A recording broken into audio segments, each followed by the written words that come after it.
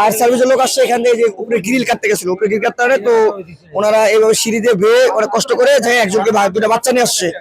দুটা বাচ্চা নেওয়ার পর আমি একটা বাচ্চাকে মেডিকেলে নিয়ে গেছি, মেডিকেল থেকে ট্রিটমেন্ট করে ওনাকে দিয়ে আসছি, ওনার গার্জেন আছে দিয়ে আসছি। পরবর্তীতে একজনকে নিয়ে গেছি, নিয়ে যাওয়ার পরে যাই দেখি যে ওনার বাবা মৃত, তারপর ওনাকে মৃত ঘোষণা করছে। তো এখান থেকে যখন নিয়ে যাচ্ছে তখন আর মূলত কথা কি, যে কয়টা হসপিটালে নিয়ে গেছি, তিনটা এখানে দুইটা হসপিটালে নিয়ে গেছে, ওনাদের ডাক্তার ছিল কম, মানে ওনাদের যে কারণে ইমার্জেন্সি ডাক্তার, এই ডাক্তার, আর কোনো ডাক্তার এলাও ছিল না, আর নার্স।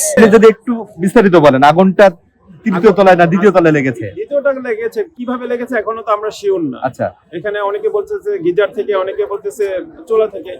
মানে আপনার ইনসিডেন্ট তো হতেই পারে, দুর্ঘটনা তো দুর্ঘটনা।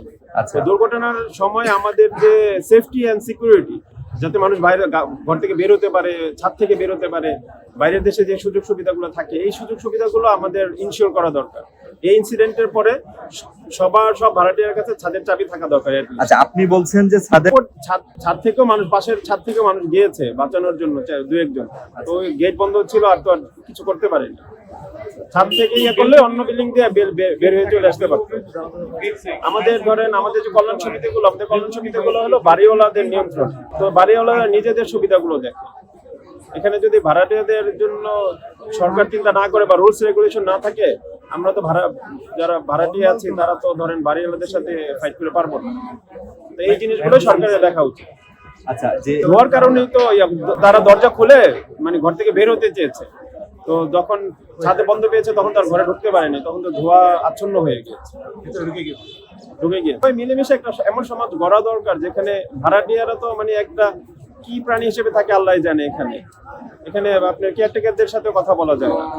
রাতে একজন মানুষ আসলে তার সাথে দুর্ব্যবহার করা হয়। দোতলায় পেছনের সাইডে থাকি, তো 7:15 থেকে 7:30 দিকে আপনার একটা শব্দ হয়, মানে কট কট করে মনে হচ্ছে কেউ গ্লাস ভাঙা হচ্ছে অথবা গ্রিল কাটা হচ্ছে, এরকম একটা শব্দ মনে হচ্ছে। সাথে সাথে আমি দরজা খুলে দেখি যে দোতলার সামনের সাইডে যে ফ্ল্যাটটা, ওটা থেকে আপনার ধোঁয়া বেরোচ্ছে। ধোঁয়া বেরোয়ার সাথে সাথে আমি আমার বাচ্চা কাচ্চা, শাশুড়ি, ওয়াইফ সহ নিচে নেমে যাই। তারপরে দেখলাম আর কি যে উপরের দিকেও আগুন উঠতেছে, বেসিক্যালি দোতলা থেকে লাগছে আগুনটা।